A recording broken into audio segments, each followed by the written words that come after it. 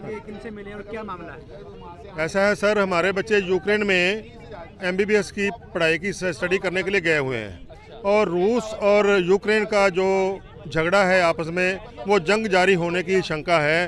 काफ़ी ट्रायल भी वहाँ हो रहे हैं, सब कुछ हो रहे हैं, लेकिन हमें यहाँ पर बहुत बड़े पैनिक हैं, हम बगैर घबराए हुए हैं कि हमारे बच्चों का वहाँ पर क्या होगा। जो यूनिवर्सिटीज़ हैं वो अपने आप बच्चों को नहीं भेज रहे, है ना। तो हम गवर्नमेंट से अपील करते हैं कि हमारे बच्चों को सेफ़ इंडिया में लाया जाए, जैसे वहाँ से लाए थे अफ़गानिस्तान से, चाइना से, ऐसे हमारे बच्चों को यहाँ पर सेफ़ लाया जाए। जो एजेंट हैं यहाँ पर, जहाँ से टिकट लेनी होती है हमने एयरलाइन की, वो भी 30,000 की बजाय 3-3 लाख 4-4 लाख रुपए का रेट कर दिया है। एक गरीब आदमी कैसे वहाँ से अपने बच्चे को लेके आएगा। गवर्नमेंट को इनके ऊपर पूरा ध्यान देना चाहिए और हम गवर्नमेंट को हमारी मदद खुद करनी चाहिए। क्या मानते हैं युद्ध जो है विदेश में हो रहा है और जो खतरा है वो भारत के माँ बाप को है? बिल्कुल है खतरा। जब युद्ध का खतरा है तो चाहे देखो वहाँ पर रहे बच्चा, अंदर रहे, जहाँ यूनिवर्सिटी जाए या ना जाए, तो खतरा तो बराबर है ना। जब अटैक होगा तो कैसे हमारे बच्चे वापस आएंगे। अटैक से पहले हमारे बच्चों को गवर्नमेंट सेफ यहाँ पर लेके आए, ये हमारी मोदी साहब से रिक्वेस्ट है। जैसे पीछे हालात बन गए थे अफगानिस्तान में, वो हालात भी बन सकते हैं? बिल्कुल बन सकते हैं, वो ही हालात हैं, वो ही हालात हैं। बिल्कुल जवाब तस्वीरों में आप साफ तौर से देख सकते हैं किस तरीके से रूस और यूक्रेन में युद्ध की जो आशंका है और परिवार जो माँ बाप है भारत के, वो किस तरीके से यहाँ पर डरे हुए हैं। मेरा बेटा करमजीत सिंह है जो यूक्रेन में स्टडी के लिए गया हुआ है। स्टडी के लिए गया हुआ? हाँ जी, बस स्टडी कर रहा है, लेकिन वहाँ पर रशिया और यूक्रेन की जो जंग का हम सुन रहे हैं, जो नेशनल चैनल पे भी बहुत आ रहा है, लोकल चैनल पर भी बहुत आ रहा है, उसलिए हम सब घबराए हुए हैं कि वहाँ क्या बनेगा। जी जी।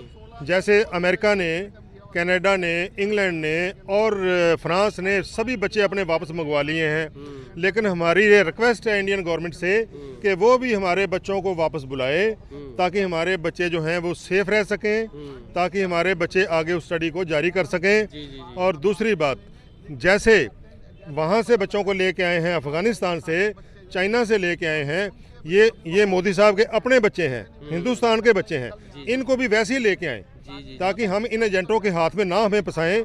जो 30,000 की टिकट के 4-4 लाख रुपया, 3-3 लाख रुपया मांग रहे हैं, वो हम कहाँ से दें। हमने बच्चों की फीस आश्वासन मिला है?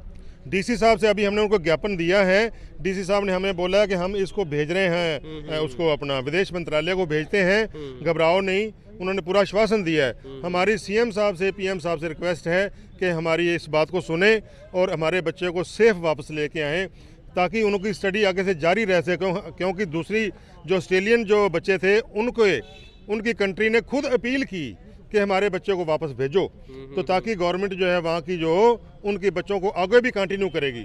अगर हम अपनी मर्जी से बुलाते हैं तो हमारी 3 साल मेरे बच्चे को वहाँ पर पढ़ते हुए हो गए। अगर वो 3 साल का खर्चा भी मेरा बेकार जाएगा, बच्चे की मेहनत भी बेकार जाएगी, उसका फ्यूचर खराब हो जाएगा, आगे एडमिशन कहाँ लेगा। अगर हम अपनी मर्जी से लेके आते हैं तो प्लीज़ ये हाथ जोड़कर बेनती है, रिक्वेस्ट है कि हमारे बच्चों को खुद लेके आए, गवर्नमेंट लेके आए। हम ये उम्मीद करते हैं मोदी साहब से। वहाँ पर बेटा है? वहाँ पर मेरा बेटा है। बेटा है, किस चीज़ की पढ़ाई कर रहा है? वो एमबीबीएस की स्टडी कर रहा है। एमबीबीएस की स्टडी कर रहे हैं। आप सभी के बच्चे एमबीबीएस? सभी के बच्चे हैं। ये मेरे साथी और हैं। जी जी, आ जाओ। ये है, इनकी बेटी स्टडी कर रही है, इनकी भी बेटी है, उनका भी बेटा है। ये सभी के बच्चे वहाँ पढ़ रहे हैं। हम एक नॉर्मल फैमिली से हैं, हम इतना नहीं अफोर्ड कर सकते। हमारी ये गवर्नमेंट से रिक्वेस्ट है, उनको लेके आएँ। पूरे हरियाणा से करीब 20,000 बच्चे हैं।